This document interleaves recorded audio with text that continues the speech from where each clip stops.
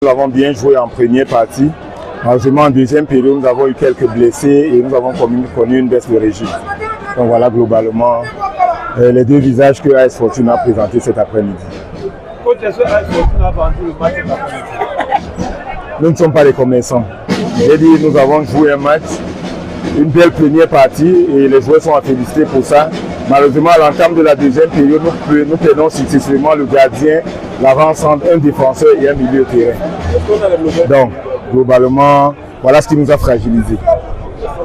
Alors, les nouvelles du gardien, on attend les examens complémentaires pour en savoir plus. Mais il a des douleurs au niveau de la cage thoracique suite au choc qu'il a reçu dans le premier quart d'heure contre l'attaquant de Dynamo. Mais coach, comment on explique certains remplacements qui n'ont peut-être pas de sens? C'est pour vous qu'ils n'ont pas de sens. Je l'ai expliqué à l'entame de mon propos.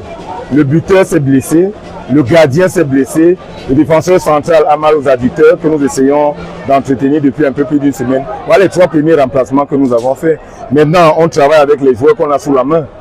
Nous n'avons pas encore toutes nos licences. On a été quelque peu forcé d'utiliser certains qui étaient avec nous. mais coach, est-ce que la défaite, le fait que vous n'avez pas préparé votre match dès le départ?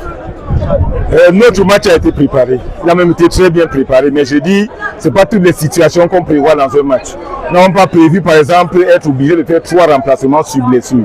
Nous avons fait ces remplacements et puis, malheureusement, ce n'était plus le même match. Maintenant, on ira revoir ce qui n'a pas marché. On va bagarrer pour avoir un effectif un peu plus large et faire présenter un bien meilleur visage dès dimanche prochain contre l'Oiseau de la Mer Noire.